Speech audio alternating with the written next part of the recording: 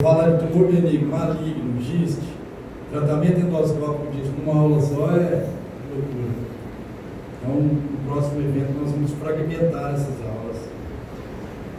Vamos lá então. Bom, os tumores de estômago, eles se subdividem em tumor benigno e maligno, como de qualquer outra região. E entre os tumores benignos, nós temos a subdivisão clássica, tem tumores do epitélio e tumores não epiteliais. Antigamente, os tumores benignos do epitélio eram chamados de pólipo. Hoje, a definição de pólipo é qualquer protusão, qualquer lesão que faça protusão para a luz do órgão, seja ela de origem epitelial ou não. Isso é chamado de pólipo. Os pólipos gástricos são dois tipos principais, aliás, três tipos principais. Hoje surgiu o tipo pólipo fúngico, de glândulas fúngicas, que é um pólipo hiperplásico, entretanto não entra nessa categoria de pólipo hiperplásico propriamente dito como era classificado antigamente. O pólipo adenomatoso. Dos tumores não epiteliais, nós temos várias regiões, dependendo de onde eles se originam, ele leva o nome do tecido, né? Então é mioma, lipoma, tecido muscular, tecido gorduroso, tecido vascular, tecido nervoso, e o amartoma, que é uma lesão formada pelas células da lâmina própria. A classificação de Yamada é uma classificação clássica, conhecida por todos, e ainda é usada para lesões de estômago.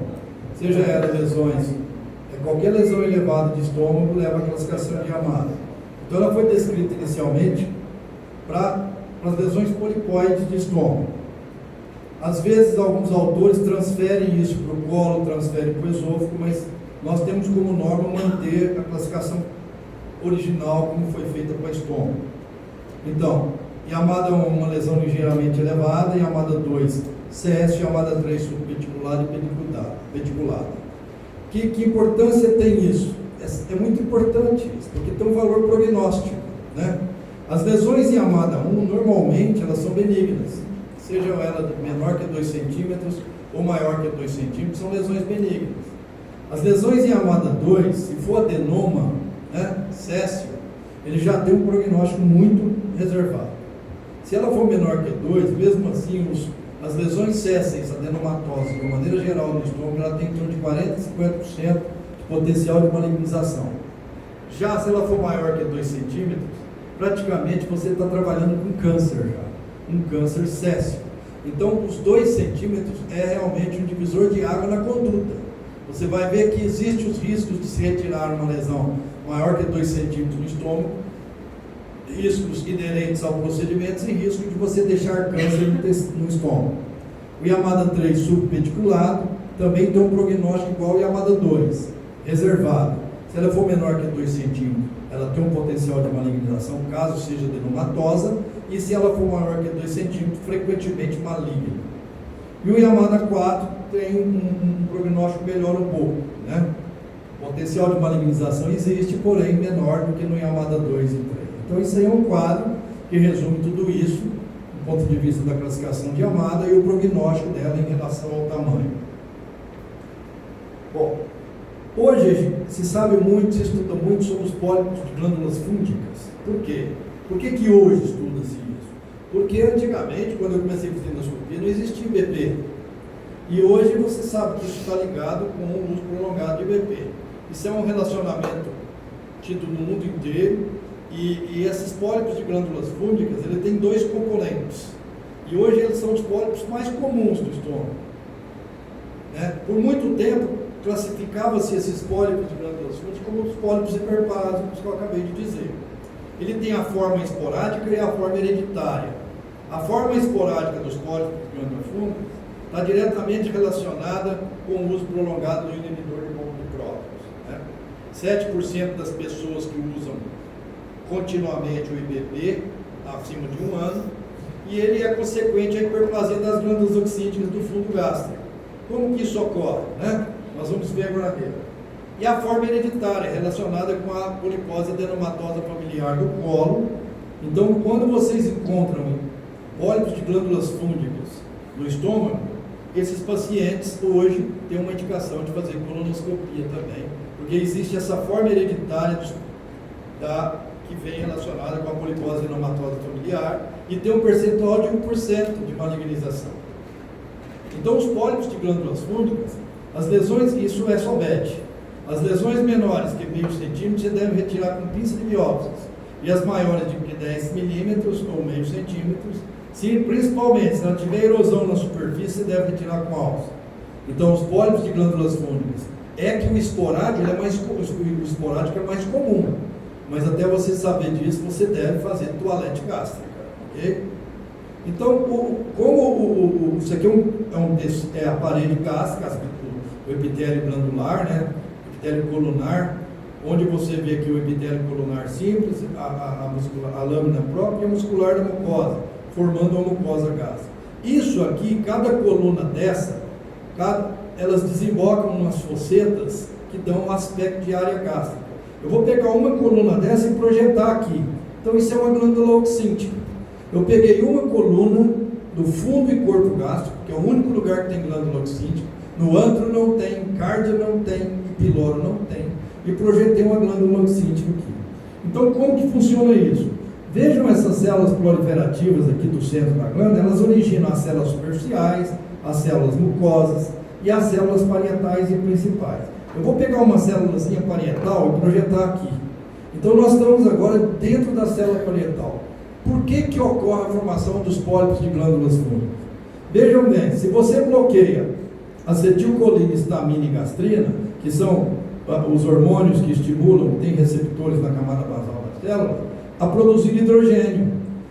Eles estimulam a produção de hidrogênio, só que o hidrogênio não sai para a luz do estômago, porque tem um potássio positivo que não permite. Então é preciso que haja uma bomba que empurra o hidrogênio para fora da célula e o potássio para dentro da célula, para que o hidrogênio possa se ligar ao cloro que está livre aqui na luz e fazer um ácido clorídrico. Essa bomba chama HK-ATPase e é a famosa bomba de prótons. Ora, veja bem, se você bloqueia o HK-ATPase, mas não bloqueia os receptores de acetilcolina, histamina e gastrina, essa célula continua sendo estimulada a produzir hidrogênio. Então ela vai hiperplasiando, crescendo, e essa glândula oxíntica cresce e cresce todo o corpo e o antro, formando os pólipos de glândulas fúngicas.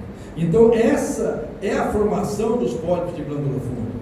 O uso prolongado de BIB faz com que a célula não secrete o hidrogênio, porque ele vai se ligar no cloro, então você tem uma queda da cloridria no estômago, que é o que você procura para a cicatrização das úlceras.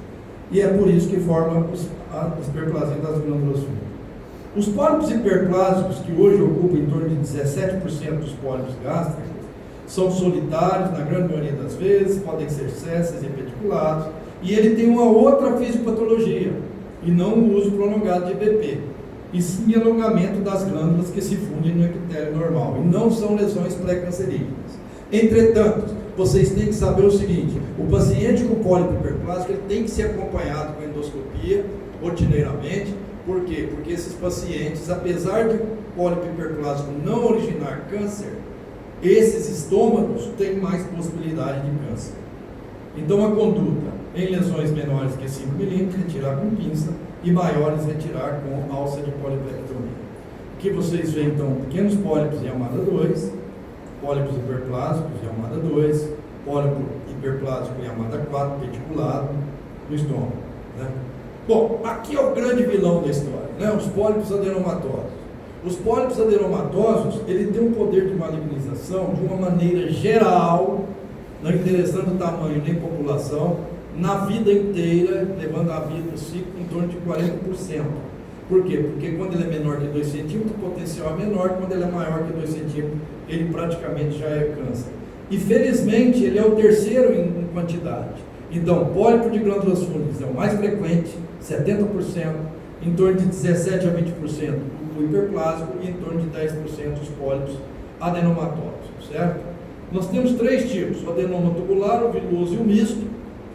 Eles malignizam em 40% e praticamente é câncer a partir de 2 centímetros. No caso dos pólipos adenomatosos, você, dependendo da forma da lesão e do tamanho da lesão, você tem que tomar uma conduta, evidentemente. Essa conduta pode ser uma simples polipectomia, com uma alça se esses pólipos são benignos, se é possível você fazer, se ele for subpediculado ou pediculado, né? Nas lesões deprimidas, fazer biópsia. A mucosectomia está reservada em casos em que você faz biópsia ou faz uma ecoendoscopia, tem suspeita de malignidade e ele não invade a submucosa, e a dissecção submucosa em lesões maiores que 2 centímetros, que invade a submucosa, o terço superior da submucosa. As macrobiópsias, ou piecemeal biopsy, quando é que são realizadas? Quando eles são maiores que 2 centímetros. Hoje, a literatura fala em até 3 centímetros. A SOBED, o livro da SOBED fala em até 3 centímetros. Mas esse 2 centímetros sempre foi a pauta a vida inteira, durante a minha vida de endoscopia. Mas hoje já se fala em 3 centímetros, apesar do prognóstico ser horrível, ser péssimo a partir dos 2 centímetros. Por que macrobiópsia? Por que você vai fazer macrobiópsia numa lesão maior que 3 centímetros ou maior que 2 centímetros, como era antigamente? Por quê? Porque a potencial de malignização dela já é tanto que ela já deve ser um câncer, então você tem possibilidade de deixar câncer na peça, câncer no estômago. A outra possibilidade que você tem, por ele ser céssio, é a possibilidade de sangramento, porque a artéria nutridora normalmente é calibrosa. E a outra possibilidade é perfuração, porque para vencer um espaço de 2, 3 centímetros de base de uma lesão, você tem que demorar um certo tempo nesse corte, nessa coagulação. E essa coagulação, ela tem uma irradiação grande em volta dessa lesão e também na profundidade. Então o paciente pode perfurar amanhã, depois da manhã, e fazer um quadro de peritonite por uma perfuração gástrica. Então, a ressecção da lesão maior que 2 centímetros e agora 3 centímetros, a SOBED está falando, você tem o risco disso tudo, deixar a lesão maligna, não ter segurança curativa, não ter critérios de curas preenchidos, não ter sangramentos e ter perfuração tardia. Essa é uma lesão chamada 2. Aqui uma outra lesão adenomatosa no estômago, normalmente no antro. E aqui 2 pequenos filmes mostrando então as ressecções. Vejam que essas condutas de ressecções vai depender do tamanho. Alguém perguntou do sinal da tenda. Olha, isso aqui é o sinal da tenda negativo. Eu estou tracionando a lesão para cima e a lesão vem junto, mostrando que ela é de epitélio. Se a lesão é epitelial, certo? Eu posso fazer a ressecção com alça, normal, aqui nesse caso. Ela é de epitélio, eu não preciso fazer enuclear. Aqui também foi retirada uma, veja como fica uma lesão ulcerada. Isso é uma retirada primária, como uma polipectomia, que vocês estão habituados a fazer, todo mundo aí, não tem segredo nenhum. Esse é um método de tratamento dos adenomas que são menores do que são pequenos, adenomas de 1,5 centímetro, porém com potencial de malignização. Mas eu ainda tenho segurança para fazer a ressecção dessa lesão, porque ela tem um potencial de malignização alto, mas ainda não é considerado dos maiores potenciais, ou seja, ela não é câncer ainda. Se ela tivesse 2 centímetros para cima, eu não faria essa técnica. Eu faria assim com alça, mas tiraria metade dela, tiraria outra parte, e tiraria fragmentos dela com alça, até que eu pudesse ter em mãos praticamente grande parte dessa lesão, como acontece aqui, ó. Mas aqui eu estou tirando a lesão inteira. Então a lesão está aí no estômago, nós vamos capturá-la com o basket, com o tripé, e mandar para a patologia. Muito bem. O estômago também é sede de polipose, é diferente do esôfago, né? Então, todos esses tipos de pólipos, seja hiperplástico, amartomatoso, seja pólipos adenomatosos, eles podem promover, eles podem sim fazer parte de verdadeiras síndromes poliposas no estômago. A mais grave delas é a polipose adenomatosa familiar, que é autossômica dominante, né? E é uma lesão pré-cancerígena, principalmente no colo, onde 100% dos pacientes vão desenvolver câncer. No colo, a polipose adenomatosa familiar é igual a câncer, 100%. Se caísse na prova, é 100%. Os pacientes têm que ser submetidos a colectomia total, às vezes até retocolectomia total. No estômago, não tem esse percentual de 100% a polipose adenomatosa, mas são pólipos adenomatosos que têm que ser respeitados e têm que ser retirados também. Quando você tem a polipose adenomatosa familiar no colo e tumor ósseo de face no crânio, ou tumor de partes moles, você está diante de uma síndrome chamada síndrome de Gardner. Tem um prognóstico extremamente reservado por causa dos tumores ósseos, porque no colo você pode sim fazer a colectomia. Quando você tem polipose adenomatosa familiar e tumor no sistema nervoso central, você está diante da síndrome de Turgot. Não esqueça isso, gente. Não esqueça, isso aí é certeza que é a pergunta. O que é síndrome de Turgot? É a presença da polipose adenomatosa familiar no colo com tumor do sistema nervoso central no mesmo paciente. O que é síndrome de Gardner? É polipose adenomatosa familiar no colo com tumor de partes moles e de ossos da face do crânio. Síndrome de Peutz-Jeghers no estômago. Essa é uma doença que não tem pólipo adenomatoso, né? Os pólipos são amartomatosos. O que é amartoma? Amartomas são pólipos formados por tecidos da lâmina própria. A lâmina própria tem tecido logo abaixo do epitélio. Como ele é logo abaixo do epitélio, ele tem células da camada basal do epitélio também. Então ele sempre foi classificado como uma lesão epitelial mista com lesão do subepitélio, que é a nossa lâmina própria. E esses pólipos causam um distúrbio genético familiar também, de origem familiar, não maligno, que atinge a boca, lábio, esôfago, intestino grosso, reto, e tem pigmentação melânica na face e nas mãos das crianças. Pode evoluir com hemorragia digestiva, formando tapete de pólipos chamado síndrome de Peutz-Jeghers. A síndrome de Cronk-Canadá, polipose juvenil. A polipose juvenil são pólipos que podem levar a um certo grau de degeneração maligna, porque 20% deles tem adenoma misturado com esses pólipos, certo? E ele também são pólipos amartomatosos, mas 20% a pólipos juvenis, mas 20% tem transformação, tem adenoma. E os pólipos juvenis são amartomatosos. Aqui está uma das poliposes adenomatosas. Já nas lesões não epiteliais benignas, nós temos que o leiomioma é o mais comum do estômago. E quando ele atinge uma medida de 5 a 6 centímetros, ele pode promover dor, sangramento e pode ulcerar. Então, esses leiomiomas gástricos maiores, com diâmetros maiores, às vezes você tem que indicar cirurgia não por degeneração maligna, mas porque ele causa hemorragias digestivas, podem sangrar, porque ele cresce bastante e o vaso nutridor não acompanha e ele sofre uma ulceração no ápice dele. Esses leiomiomas, eles são típicos. O diagnóstico diferencial do leiomioma é o GIST, que é o tumor das células de Cajal, dos plexos nervosos. Nós vamos falar agora mesmo. Mas você tem sinais endoscópicos típicos que vão cair na prova para mostrar para vocês que a lesão não é de epitélio. Quais são os sinais endoscópicos típicos que você observa numa lesão que é recoberta por uma mucosa, ou seja, uma lesão subepitelial? São as pregas que sobem na lesão, chamadas breaching folds ou pregas em ponte. Eu vou mostrar para vocês.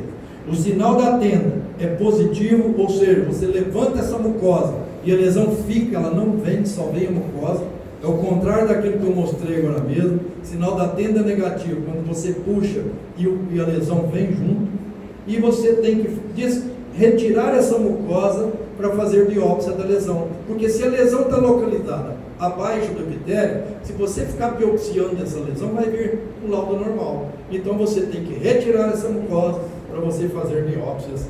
Ou faz biópsia sobre biópsia, ou faz a biópsia em scalp, que eu vou mostrar agora. Então veja, isso aqui é uma lesão cuja mucosa tem aspecto normal, a mucosa que a recobre. E ela tem essas pregas. Essas pregas são chamadas breaching folds, ou pregas em ponte. Aqui outra lesão, com pregas em ponte. Aqui tem uma outra lesão próxima do pilório, né? Aqui é um leiomioma já com ulceração, ou seja, o vaso nutridor que não está conseguindo manter a nutrição e ele ulcera. E você pode, inclusive, nesse caso, nesse filme, olha, movimentar a lesão, ela movimenta com a pinça, ela escorre embaixo do tecido pilórico, olha só. Então é uma lesão que se move, tem consistência endurecida e tem o sinal da tenda positivo. Olha o sinal da tenda positivo. Eu levanto a mucosa e a lesão fica, a lesão não vem junto. Então, a sinal da tenda ele é feito nessas condições. Aqui nesse caso, nós resolvemos fazer o quê? Fazer a enucleação dessa lesão. Então, nós vamos fazer uma biópsia, chamada biópsia em escalpo. Eu vou laçar só a mucosa. Eu estou laçando só a mucosa e vou seccionar essa mucosa. A lesão está embaixo. Olha, eu pensei que eu poderia ter pego a lesão, levantei um pouquinho mais a alça e vou fazer a biópsia em escalpo. Vocês vão ver que quando essa mucosa cai, eu vejo a lesão realmente. Inclusive, isso é usado como tratamento, não só como diagnóstico, mas também como tratamento. É claro que antes disso você vai pedir uma ecoendoscopia para o Dr. Vinícius, né? Então aí a mucosa foi retirada, eu vou tirar o chapéuzinho com o próprio instrumento. E vocês vão ver a lesão embaixo. Aí está a lesão embaixo. Eu posso agora biopsiar. Nesse caso em particular, eu já promovi a enucleação da lesão. Então eu tirei mais mucosa, lacei mais um pedaço da mucosa. E a lesão então está para ser parida, vamos dizer assim, que é um termo que se usa às vezes. Olha a lesão lá dentro, nós estamos dissecando, descolando a mucosa e fazendo a enucleação desse leiomioma. Você pega com uma pinça para fazer biópsia da lesão, sente que a lesão está soltando, traciona a lesão e faz a enucleação da lesão por via endoscópica. Para fazer enucleação, você tem que fazer uma incisão grande, então é realmente retirada grande da mucosa. Então, isso é uma enucleação de leiomioma através da endoscopia. É um procedimento puramente endoscópico, com o paciente simplesmente sedado.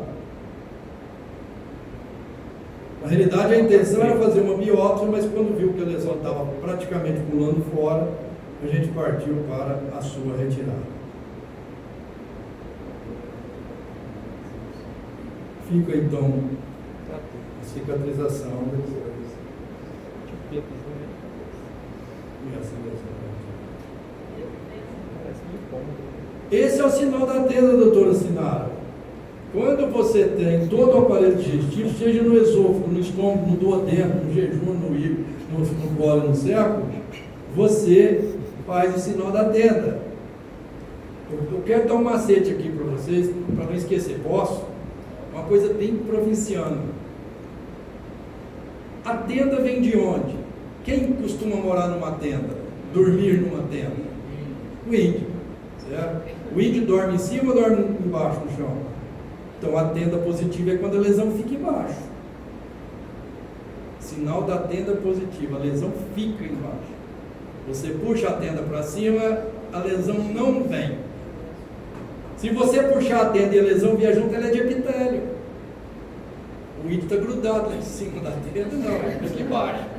Aí forma a tenda, o índio está dormindo aqui de boa, tranquilo, fumando uma. Então esse é o sinal da tenda positivo. Sinal da tenda positivo. A lesão não vai junto com a tração. A mucosa descola da lesão. Entendeu? Essa é a biópsia em escalpo, que eu acabei de falar para vocês. Tira-se o epitélio, tira-se a mucosa, biopsia a lesão. Só que você vai biopsiar, a lesão está querendo sair, você já aproveita e tira a lesão. Atrapa. Tudo bem? Aqui é um outro caso de uma outra biópsia em escalpo, não vou perder. Ó, sinal da tenda, viu? Vou só mostrar o sinal da tenda.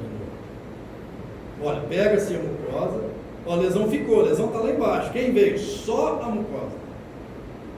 Né? Isso aqui é uma biópsia em escalpo. Vou tirar e vou biopsiar. Bom, lipoma. O lipoma é uma lesão, é um tumor de gordura macio. Então, nós vamos usar aqui no lipoma o sinal da tenda, que vai ser positivo. Mas nós vamos usar outro sinal, que é o da almofada, que também no lipoma é positivo, no leomioma é negativo. Por quê? O sinal da almofada ele é para ver consistência da lesão.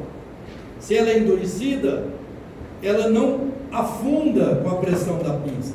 Se ela é amolecida, ela afunda com a pressão da pinça, que é o sinal da almofada. No lipoma é positivo. Olha o sinal da almofada. Então você tem uma lesão amarelada, recoberta por mucosa normal, afunda a lesão, ela fica. Vocês viram que aquele leomioma que eu tirei do estômago, eu fazia e ele rechaçava, ele corria da pinça, porque ele é consistência endurecida. Então aquele leomioma é sinal da tenda positivo e almofada negativa. Já o lipoma é sinal da tenda positivo e almofada também positiva. Outro lipomia, outro. E tem outros tumores, você tem hemangioma, neurolenoma, neurofibroma, amartoma, pancreasectópico, foi mostrado aqui pelo doutoral. Bom, o guideline americano, retirado também da site da SOMED, diz o seguinte: como manusear então essas lesões, né? Recomendamos que os pólipos gástricos solitários sejam submetidos à biópsia ou ressecados, quando possível. Quando possível, certo? Recomendação de alto poder de, 4 significa 4 bolinhas pretas, certo? Então isso aqui é altamente recomendado, baseado em evidências. Pólipo gástrico solitário tem que tirar, gente. Tem que tirar o pólipo. Ou com pinça de biópsia se ele for menor que 5 milímetros, ou com alça se ele for maior. E predominantemente a frio. Não queima, para não estragar a peça. Deixa sangrar, porque aquele sangramentozinho dos pólipos pequenos não causa muito problema. Se for pólipo mais de 1 centímetro, aí você já tem que preocupar com retirar a frio. Sugerimos polipectomia de pólipos das glândulas fúngicas de 1 centímetro de diâmetro ou maior que 1 centímetro de diâmetro. Pólipos hiperplásicos de meio centímetro ou maiores e pólipos adenomatórios de qualquer tamanho, quando possível. Então aquela história, eu não tiro isso não, porque... Cuidado com isso. Não é por causa de prova não, é por causa do carcinoma, adenocarcinoma. Sugerimos, número 3, sugerimos endoscopia de vigilância 1 ano após a remoção dos pólipos gástricos adenomatórios. Se está falando que é pólipo gástrico adenomatoso, é porque é benigno. Mas daqui 1 ano, uma nova endoscopia. Por quê? Uma vez pólipo, sempre esse câncer, esse estômago tem que ser investigado, porque a incidência de câncer dele aumenta. No cenário de múltiplos pólipos, recomendamos a biópsia ou ressecção dos maiores. Aí espera os exames, né, com amostras representativas. E amostras de biópsias representativas sejam coletadas de outras lesões.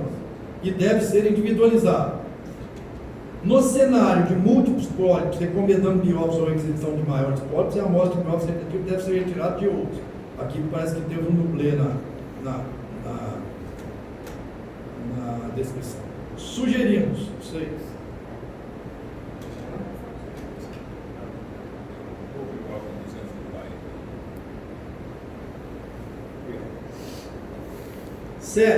Sugerimos endoscopia de vigilância para pacientes com risco aumentado de câncer gástrico, devido a antecedentes étnicos e antecedentes familiares.